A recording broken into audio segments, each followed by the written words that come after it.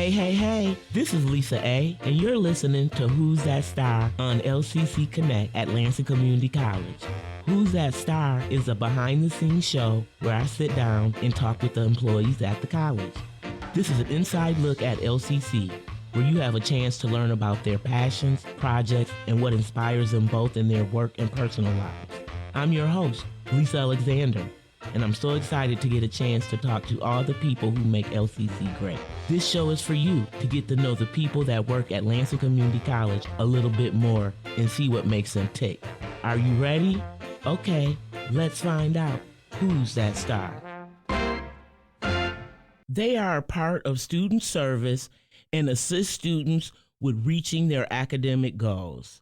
This star is originally from Kerrville, Texas, near San Antonio, and recently moved to Lansing 2 years ago. He graduated with a Bachelor's of Arts in Classics from Austin College.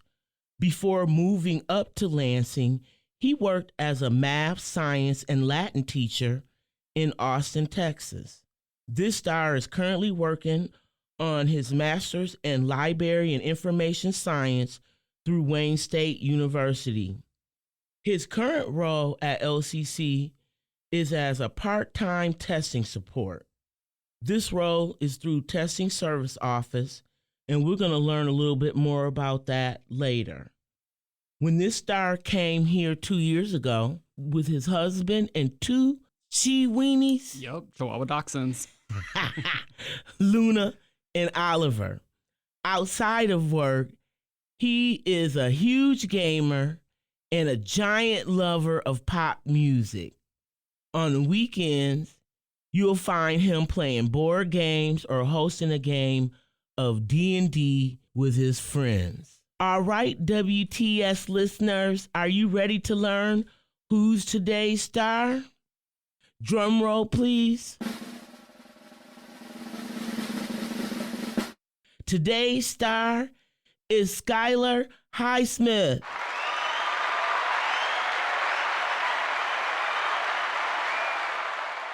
Oh, well, thank you for having me. Very excited to be here. Skylar, I am so happy to have you here. I'm just ready to jump in. You ready? Oh, yeah, definitely. Okay, so can you tell me a little bit about who you are and what's important to you in your life right now? Sure. So born and raised in Texas. Well, as you said in your intro, moved up here to Michigan pretty recently. I've always been interested in education. So that's why I started as a teacher. As I was teaching right before the pandemic hit, I realized that teaching wasn't necessarily what I wanted to do long term, but I wanted to still be in education. Right. And so I started looking for different avenues around that and kind of just fell in love with becoming a librarian. So that's what I'm doing now here in Michigan, is hopefully either working once I graduate next December, either like LCC or MSU, or just I want to do an academic library especially. Okay. So it's not too far from really teaching. In the way library science is now, you are teaching. Oh, yes, definitely. And so, because I was really excited about our library staff here. Our library staff here is really great. And I got an opportunity to go in and see how they work with different classrooms and the presentation. So I really think, one, that you would do really well in that role because you're going to engage the students and you're excited and exciting, because they're going to be like, oh, what does he got going on, But I do think that you will teach. You'll be able to be a good teacher and get them to find out what they really want to do. Because it's just so much. But I was trying to lead some people to library science. So that's why I'm kind of excited. Like, I'm glad somebody really, because that's a good thing to do. So, okay. Well, what really lights you up and makes you excited in your life? So if you had asked me this like 5 years ago, I would have had a totally different answer. I was never a school spirit kind of person, and I was never a big like raw team kind of person, but like I'm weirdly a very civic service minded person. Okay. And I just, as I was getting older, especially when it came to like book bans or library, anything happening with libraries and schools across the country, I just remember sitting around thinking like, why doesn't someone do something? Why doesn't someone stand up for what's right? And I was like, well, I could either sit here and complain or I could be the one to do that. And so that's what I do now. And that's why and then that kind of just aligns with the wanting to be in the library, and you can encourage from the in and the out. Huh? Yes, I'm a firm believer that information is the great equalizer. Education's the great equalizer. It's something that should be free and accessible to everyone forever. I think it's a human right, and so that's what really drives me. No, you're right, and I agree with that.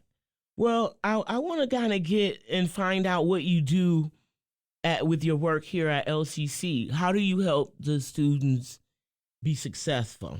Sure. So we kind of have two main tracks, at least for LCC students. It'll be our placement test, which is what a lot of students are familiar with and how they get into their intro courses. And so we help facilitate those and make sure that students are taking the appropriate ones and getting study materials to make sure they're successful. The other would be for course testing. So we proctor for online courses, as well as, students that might need some accommodations. We're just here to make sure that every student is as comfortable as possible whenever they're testing so that they can put their best foot forward. Yeah, and you guys offer a lot of resources too. Definitely, yes. We have lots of testing material for them to look at. We have lots of things on our website as well. And also community resources, because we also administer things for like IMPCO, which is about like firefighting and police officers. And so we're just kind of all over the community, really. So yeah, a lot of not just placement levels is happening in the testing center. Right. No, and that's good. And I think that people don't really understand, like, that is a place where success happens because students can come back and they can take their placement test, raise their levels. I love that you all give out the study guide. Yes. Hugely popular. They are hugely popular. And I mean, like, I just think that they're a really, really great resource on campus. Definitely. And then you guys also interact too with instructors like math and science. Like, how many do you think classes proctor on campus? And not like exact numbers, but like subjects per se. Is there specific subjects you see? We see a lot of math and science, just because those can be done online a lot more often. And so whenever they do need to come in for a proctored test, we just see them. And those happen to just be really popular subjects too. Right. So there's just a lot of kids taking them. Yeah. Less of the things that require writing, like English. But much more in the vein of like multiple choice questions and questions with diagrams. That's why we see a lot of that science stuff. Okay. That's just interesting. I never really knew all the scope of the testing center. And I do think, though, you are a part of our student success here, because I'm quick to run and tell a student, go take the placement test and see if you can raise your level. And what I really like about the testing center is that everybody in there is comforting, has a kind way about them. And when you're going to take a test, you're nervous. Definitely. And what I like is that when you come in there, people are smiling and they're happy.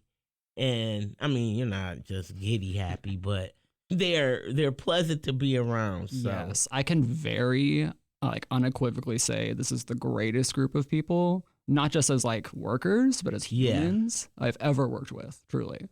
So I know we got talking about work, and how long has it been since you started working at LCC? I started in April, so that puts us at almost 6 months. So this is a newbie.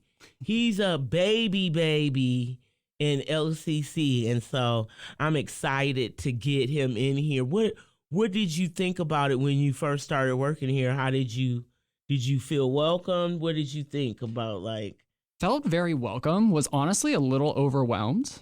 This is by far the biggest community college I've ever been around. Okay. And so it was just really cool to see that this is a resource for everyone. And it seems like all the workers really bring that energy to everything that they do. Like, people here seem to understand what they're doing is making an impact. And it was really just elevating their work.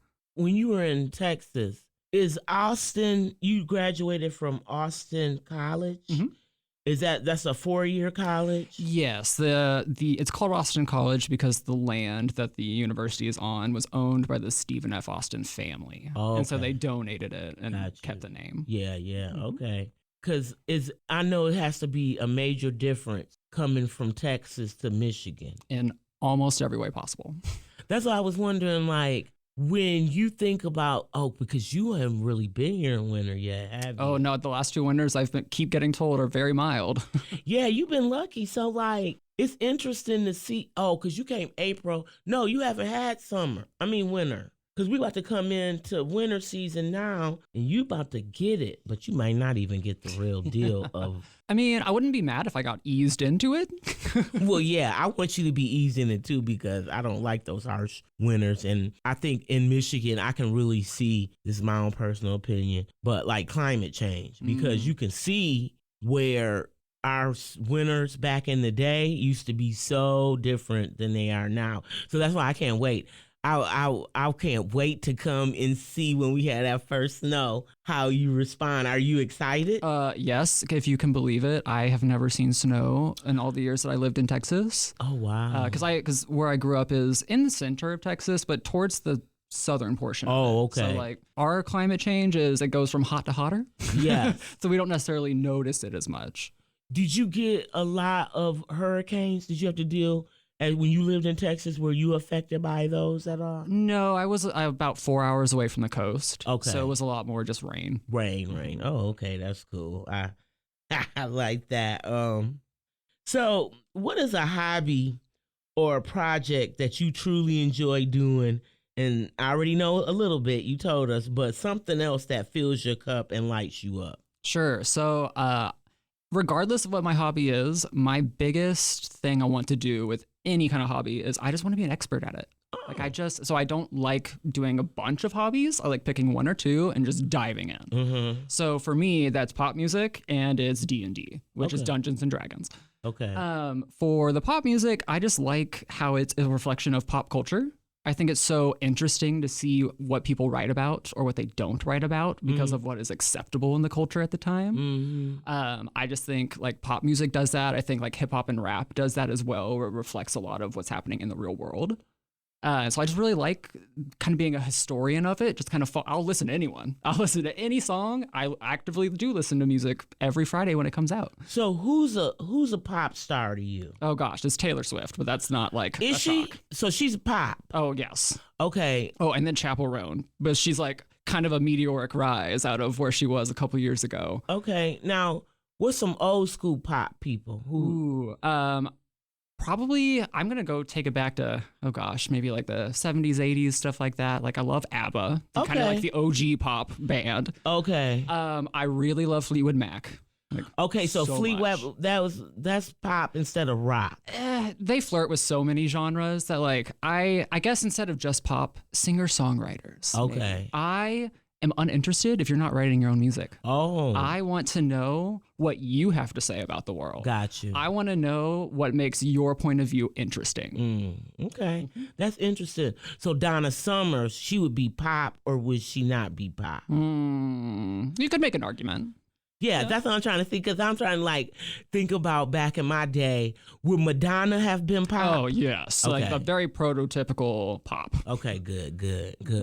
George Michaels? Oh, yeah. He's pop? Mm-hmm. Okay, because I'm just going from my reference of frame. Okay, yeah. So, but really is if you can write and sing, that's what captivates you. Yes, I don't care what genre or what kind of like sound you put on top of it.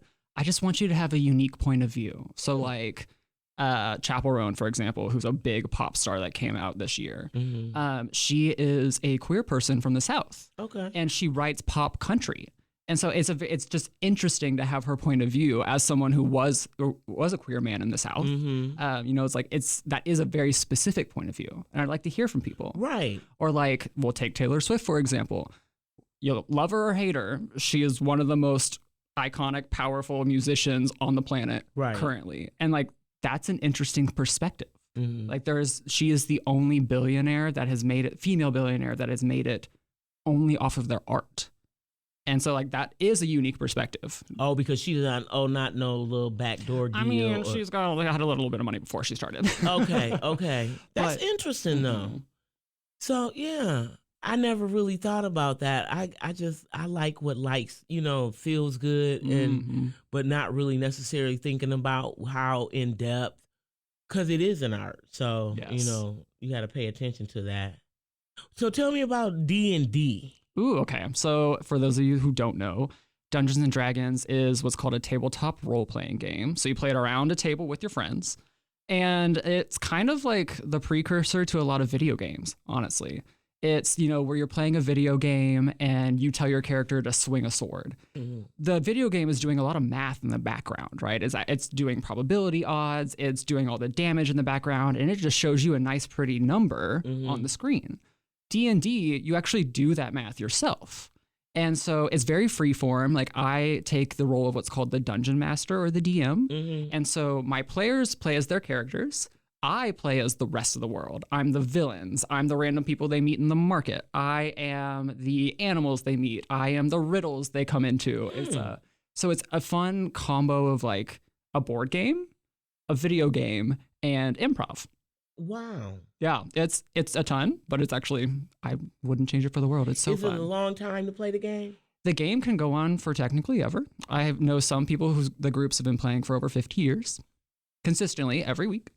The group I'm with, we actually they were originally from Michigan, and they moved down to Austin, which is where we met. Oh, wow. And then we all moved back up here together. No and so we way. just kept the group going. So will the game, I guess I'm trying to understand, it's a board game. You got pieces? Yeah, we do. I have a little battle map that I actually like draw maps out for them. And they have little like figures that represent their character. So that's a lot of work. It is. It's a lot of research on my end. It's a lot of like preparing for sessions because I come up with the storyline and I come up with like the battles that they're going to have. Oh, it's not. Okay, so I thought it was just the Dungeons and Dragons. This is the game and you're going to throw the dice and go around the board. Gotcha. Yeah, it's a little less like structured than that. Wizards of the Coast, who owns Dungeons and Dragons, they do make pre-made adventures so that DMs don't have to put in all that effort to make their own. Oh. But I just really enjoy making my own. Well, of course, you like the songwriters. Yes. You like the people that is going to express. So then every game has a different scenario. Yeah, it's like, think of it of watching an episode of your favorite TV show. Okay. Same characters, maybe the same general setting, but they're doing something different that episode. Did not understand that. Thank you for explaining that to me, because I couldn't figure it out, right? And then people get into character with like dressing up and doing stuff like that, right? Definitely. Some of them do. It depends on the group. So like my group, we tend to do that for really big like events. Maybe like an anniversary or something. But other groups, they just kind of hang out and they might do some funny voices, or they might just talk like you and I are now and just saying, my character does this. So if you're afraid that like role playing may not be your thing, that's totally fine. The game is very driven by math, frankly. But that's why I don't understand. What's the math part? So when you're rolling those dice, right, it's like, say I want to swing a sword at someone. The math behind the scenes is kind of demonstrating how good your character is at something. So like your character, you roll the dice and you get to add a 7. My character would only get to add like a 3, right? And so your character is just better at doing that thing than I am.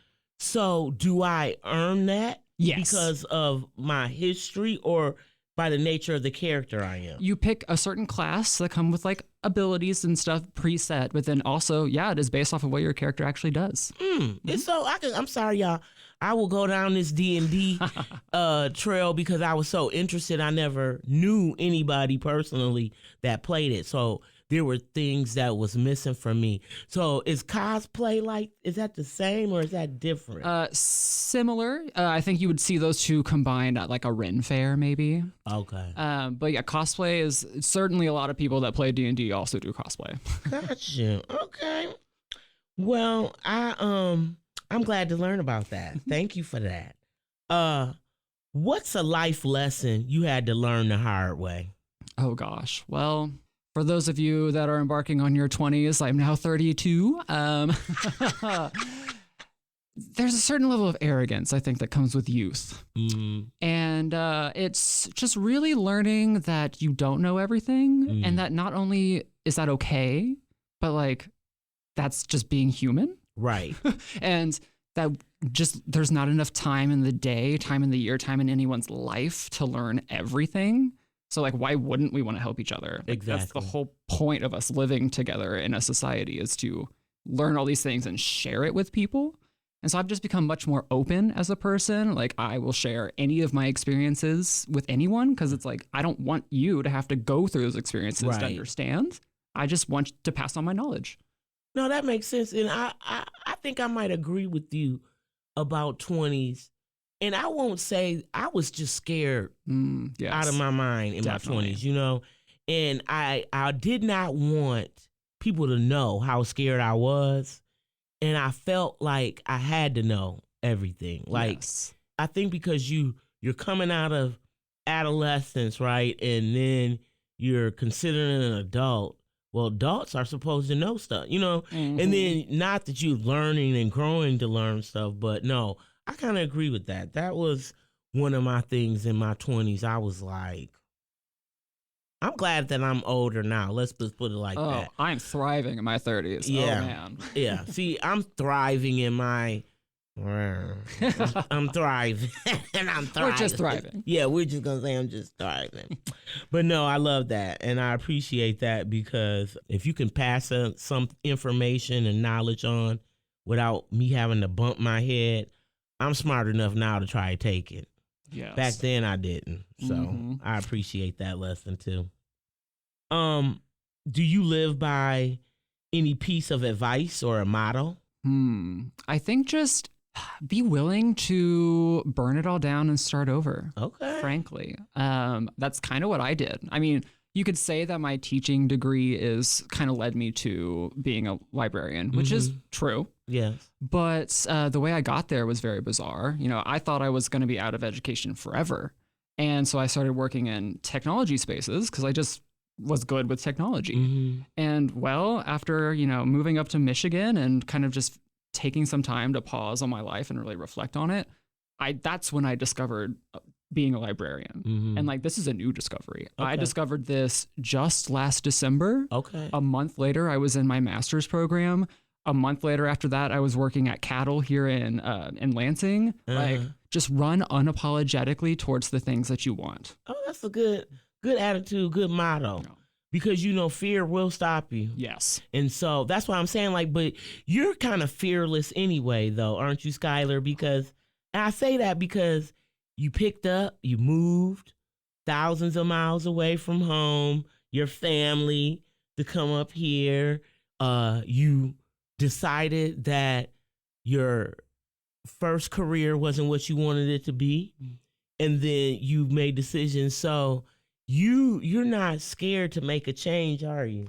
Oh, I used to be, frankly. You can't tell it now. Oh, yes. I think I've been so lucky to have so many people around me that like supported me in these decisions. And just so lucky to have a partner that is willing to take on, like, it doesn't matter if I make the money or if I don't or what I'm doing. They just want me to be happy. Right. And I think if you can surround yourself with people like that, it becomes a lot easier to be fearless. It does. I agree. I like that. It is about the support and people that you got in your life. So I definitely like that. So here's a question. If all your needs were met, time and money were not a factor, what would you spend your time and energy doing? Okay, I have two, because it depends on where I am in life. Younger, if I were to do it all over again, I'd want to become an investigative journalist, I think.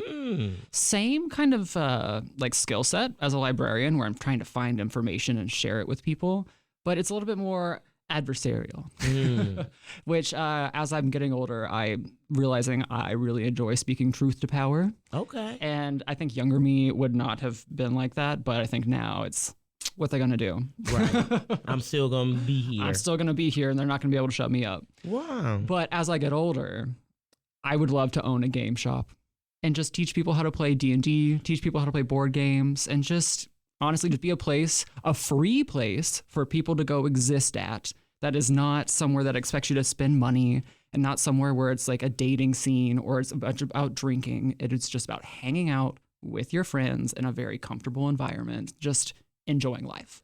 And I saw a TV show not too long ago about, well, it was actually a jigsaw puzzle, and how sitting down with the puzzle without the distractions of TV and the noise, and how you can have a conversation and get people to open up. And it seems like with board games or just D&D, you're building relationships.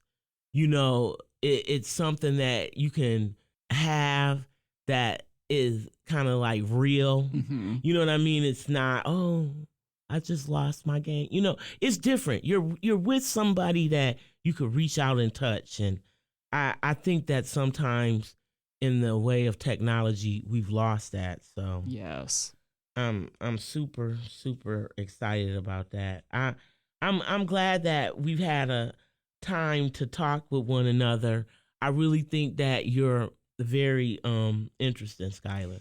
I do, and I think that you have a passion for life that is kind of contagious. Oh, thank you. And I think that's a good thing. Where do you see yourself in 5 years? Well, by then I'll have my master's degree, and I'm hoping to be a librarian. It could be here at LCC, MSU, this Library of Michigan. I'm kind of ambivalent to that. Do you think you'll stay in Michigan? Yes, definitely. Okay. We are here to stay. Sorry if y'all don't want us to be here, but we are. Hey, and we're not going anywhere. You're not leaving, and you're not going anywhere. And I think that's a good way to end this, because we don't want you to go anywhere, Skylar. I'm so happy that you took time to come on Who's That Star today. I know we could talk more, but I know you got important things to do, and I want to get you back to them. But I want to thank you for coming on today. Yeah, and thank you for having me again. No problem. I may want to have you come back just because I want to ask some more questions about D&D, and then maybe we can celebrate once you've graduated from your master's program. Yes, that'd be awesome. It is. So once again, WTS family, thanks for listening. Until next time. You've been listening to Who's That Star? I'm Lisa A., and you can listen to this episode of Who's That Star and other shows from LCC Connect anytime online at lccconnect.org. Thank you for listening. Catch me next time to find out who's that star.